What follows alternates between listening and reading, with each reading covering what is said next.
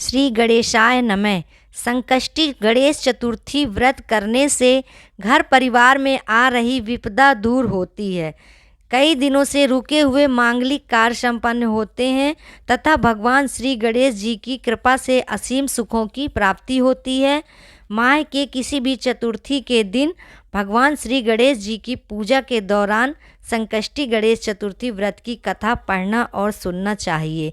इससे हमारे दुखों सब दूर होते हैं और सुख संपत्ति की प्राप्त होती है, हमारे पुत्र पौत्रादियों की रक्षा होती है। तो चलिए पहली कथा हम शुरू करते हैं। पौराणिक एवं प्रचलित श्री गणेश कथा के अनुसार एक बार देवता कई विपदाओं से घिरे हुए थे। तब वह मदद मांगने भगवान शिव के पास आए। उस समय शिव के साथ कार्तिकेय तथा गणेश जी भी बैठे थे। देवताओं की बात सुनकर शिव जी ने कार्तिकेय व गणेश जी से पूछा कि तुम में से कौन देवताओं के कष्टों का निवारण कर सकता है। तब कार्तिकेय व गणेश जी दोनों ने ही स्वयं को इस कार्य के लिए सक्षम बताया।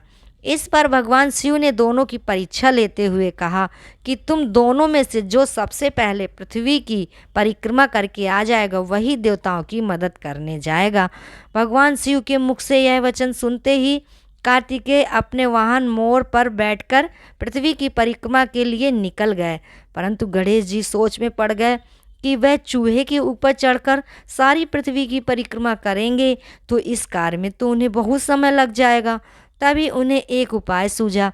गणेश जी अपने स्थान से उठे और अपने माता पिता की 7 बार परिक्रमा करके वापस बैठ गए। परिक्रमा करके लौटने पर कार्तिकेय स्वयं को विजेता बताने लगे। तब शिव जी ने श्री गणेश जी से पृथ्वी की परिक्रमा ना करने का कारण पूछा। तब गणेश जी ने कहा, माता पिता के चरणों में ही तो समस्त लोक है। यह सुनकर भगवान शिव ने गणेश जी को देवताओं के संकट दूर करने की आज्ञा दी। इस प्रकार भगवान शिव ने गणेश जी को आशीर्वाद दिया कि चतुर्थी के दिन जो भी तुम्हारा पूजन करेगा और रात्रि में चंद्रमा को अर्घ्य देगा, उसके तीनों ताप यानी दैहिक ताप, दैविक ताप और भौतिक ताप सभी दूर होंगे। इस व्रत का करने से व्रतधारी के सभी तरह के दुख दूर होंगे और उसे जीवन के भौतिक सुखों की प्राप्ति होगी तथा चारों तरफ से मनुष्य की सुख समृद्धि बढ़ेगी। पुत्र पौत्रादि धन ऐश्वर्य की कभी कमी नहीं रहेगी। गणेश चतुर्थी व्रत की दूसरी कथा सुनाने जा रहे हैं हम आपको। एक समय की बात है, राजा हरिश्चंद्र के राज्य में एक कुम्हार था। वह मिट्टी के बर्तन बनाता था, लेकिन वे कच्चे रह जाते थे। एक पुजारी की सलाह पर उसने इस समस्या को दूर करने के लिए एक छोटे बालक को मिट्टी के बर्तनों के साथ आवा में डाल दिया। उस दिन संकष्टी चतुर्थी का दिन था। उस बच्चे की माँ अपने बेटे के लिए परेशान थी। उसने गणेश जी से बेटे की कुशलता की प्रार्थना की। दूसरे दिन जब कुम्हार ने सुबह उठकर देखा तो आवा में उसके बर्तन तो पक गए, लेकिन बच्चे का बाल भी बांका नहीं हुआ। वह डर गया और राजा के दरबार में जाकर सारी घटना बताई। इसके बाद राजा ने उस बच्चे की माँ को बुलवाया तो माँ ने सभी तरह के विघ्न को दूर करने वाली संकष्टी चतुर्थी का वर्णन किया। इस घटना के बाद से महिलाएं संतान और परिवार के सौभाग्य के लिए संकट गणेश चतुर्थी का व्रत करने लगी। जय गणेश भगवान की तीसरी कथा। एक समय की बात है, विष्णु भगवान का विवाह लक्ष्मी जी के साथ निश्चित हो गया। विवाह की तैयारी होने लगी। सभी देवताओं को निमंत्रण भेजे गए, परंतु गणेश जी का निमंत्रण नहीं दिया गया। कारण जो भी रहा हो, अब भगवान विष्णु की बारात जाने का समय आ गया। सभी देवता अपनी पत्नियों के साथ विवाह समारोह में आए। उन सब ने देखा कि गणेश जी कहीं दिखाई नहीं दे रहे हैं। तब वे आपस में चर्चा करने लगे कि क्या गणेश जी को न्योता नहीं दिया गया या स्वयं गणेश जी ही नहीं आए। सभी को इस बात पर आश्चर्य होने लगा। तभी सबने विचार किया कि विष्णु भगवान से ही इसका कारण पूछ लेते हैं। विष्णु भगवान से पूछने पर उन्होंने कहा कि हमने गणेश जी के पिता भोलेनाथ महादेव को न्योता भेजा है। यदि गणेश जी अपने पिता के साथ आना चाहते हैं तो आ जाते हैं, अलग से न्योता देने की कोई भी आवश्यकता नहीं है। दूसरी बात यह है कि उनको 1.25 मन मूंग, 1.25 मन चावल, 1.25 मन घी और 1.25 मन लड्डू का भोजन दिन भर में चाहिए। यदि गणेश जी नहीं आएंगे तो कोई बात नहीं, दूसरे के घर जाकर इतना सारा खाना पीना अच्छा नहीं लगता है। इतनी वार्ता कर ही रहे थे कि किसी एक ने सुझाव दिया कि यदि गणेश जी भी आ जाएं तो उनको द्वारपाल बनाकर बैठा देंगे, आप घर की रखवाली करना। आप तो चूहे पर बैठकर धीरे धीरे चलोगे तो बारात से बहुत पीछे रह जाओगे। यह सुझाव भी सबको पसंद आ गया तो विष्णु भगवान ने अपनी सहमत दे दी। होना क्या था, इतने में गणेश जी वहाँ आ पहुँचे और उन्हें समझा बुझाकर घर की रखवाली करने को बैठा दिया। बारात चल दी। तब नारद जी ने देखा कि गणेश जी तो दरवाजे पर ही बैठे हैं, तो वे गणेश जी के पास गए और रुकने का कारण पूछा। तो गणेश जी कहने लगे कि विष्णु भगवान ने मेरा बहुत अपमान किया है। नारद जी ने कहा कि आप अपनी मूषक सेना को आगे भेज दें तो वह रास्ता खोद देगी, जिससे उनके वाहन धरती में धंस जाएंगे। तब आपको सम्मानपूर्वक बुलाना पड़ेगा। अब तो गणेश जी ने अपनी मूषक सेना जल्दी से आगे भेज दी और सेना ने जमीन पोली कर दी। जब बारात वहाँ से निकली तो रथों के पहिए धरती में धंस गए।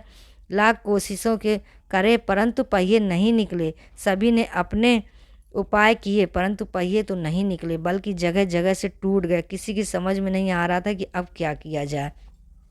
तब नारद जी ने कहा कि आप लोगों ने गणेश जी का अपमान करके अच्छा नहीं किया है। यदि उन्हें मना कर लाया जाए तो आपका कार्य सिद्ध हो सकता है, यह संकट टल सकता है। शंकर भगवान ने अपने दूत नंदी को भेजा। वे गणेश जी को लेकर आए। गणेश जी का आदर सम्मान के साथ पूजन किया। तब कहीं रथ के पहिए निकले। अब रथ के पहिए निकल को गए परंतु वे टूट फूट गए थे, उन्हें सुधारे कौन। पास के खेत में एक खाती काम कर रहा था, उसे बुलाया गया। खाती अपना कार्य करने के पहले श्री गणेशाय नमः कहकर गणेश जी की वंदना मन ही मन करने लगा। देखते ही देखते खाती ने सभी पहियों को ठीक कर दिया। तब खाती कहने लगा कि हे देवताओं, आपने सर्वप्रथम गणेश जी को नहीं मनाया होगा और ना ही उनका पूजन किया होगा, इसलिए तो आपके साथ यह संकट आया है। हम तो मूर्ख अज्ञानी हैं, फिर भी पहले गणेश जी को पूजन करते हैं, उनका ध्यान रखते हैं। आप लोग तो देवतागण हैं, फिर भी आप गणेश जी को कैसे भूल गए। अब आप लोग भगवान श्री गणेश जी की जय जय बोल कर जाएँ तो आपके सब काम बन जाएंगे और कोई संकट भी नहीं आएगा। ऐसा कहते हुए भगवान वहाँ से चल दिए और विष्णु भगवान का लक्ष्मी जी के साथ विवाह संपन्न करा के सभी सकुशल घर लौट आए। हे गणेश जी महाराज, आपने विष्णु को जैसे कारज सरियो ऐसे कारज सबको सिद्ध करना। बोलो गजानन भगवान की जय। चौथी कथा। एक बार भगवान शिव तथा माता पार्वती नर्मदा नदी के किनारे बैठे थे। वहाँ माता पार्वती ने भगवान शिव से समय व्यतीत करने के लिए चौपड़ खेलने को कहा।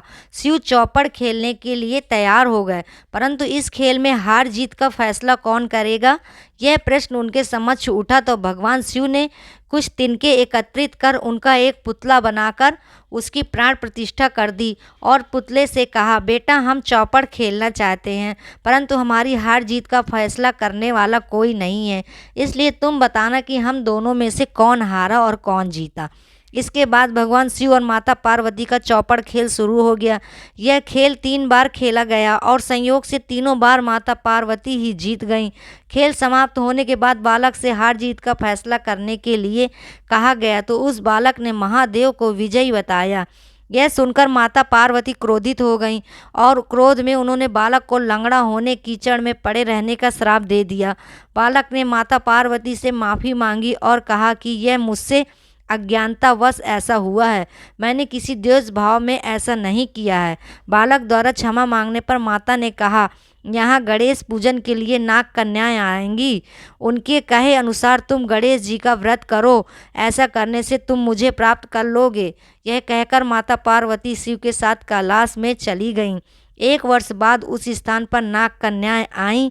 तब नाग कन्याओं से श्री गणेश के व्रत की विधि मालूम करने पर उस बालक ने 21 दिन लगातार गणेश जी का व्रत किया। उसकी श्रद्धा से गणेश जी प्रसन्न हुए। उन्होंने बालक को मनोवांछित फल मांगने के लिए कहा।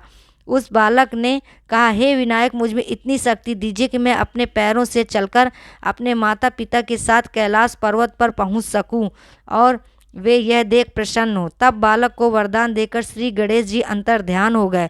उसके बाद वह बालक कैलाश पार्वती पर पहुंच गया और कैलाश पर्वत पर पहुंचने की अपनी कथा उसने भगवान शिव को सुनाई। चौपड़ वाले दिन से माता पार्वती शिव जी से विमुख हो गई थी। अतः देवी के रुष्ट होने पर भगवान शिव ने भी बालक के बताए अनुसार 11 दिनों तक श्री गणेश का व्रत किया। इस व्रत के प्रभाव से माता पार्वती के मन में भगवान शिव के लिए जो नाराजगी थी वह समाप्त हो गई। इसलिए तब यह व्रत विधि भगवान शंकर ने पार्वती माता को बताई। ये सुनकर माता पार्वती के मन में भी अपने पुत्र कार्तिकेय से मिलने की इच्छा जागृत हुई। तब माता पार्वती ने भी 21 दिन का श्री गणेश जी का व्रत किया तथा दूर्वा फल फूल और लड्डुओं से गणेश जी का पूजन किया। अर्थात व्रत के 21वें दिन कार्तिकेय स्वयं माता पार्वती से आ मिले। उस दिन से श्री गणेश चतुर्थी का यह व्रत समस्त मनोकामनाओं को पूर्ति करने वाला व्रत माना जाता है। इस व्रत को करने से सभी मनुष्य के सारे कष्ट दूर होते हैं और मनुष्य को समस्त सुख प्राप्त होते हैं। जय श्री गणेश भगवान जी की।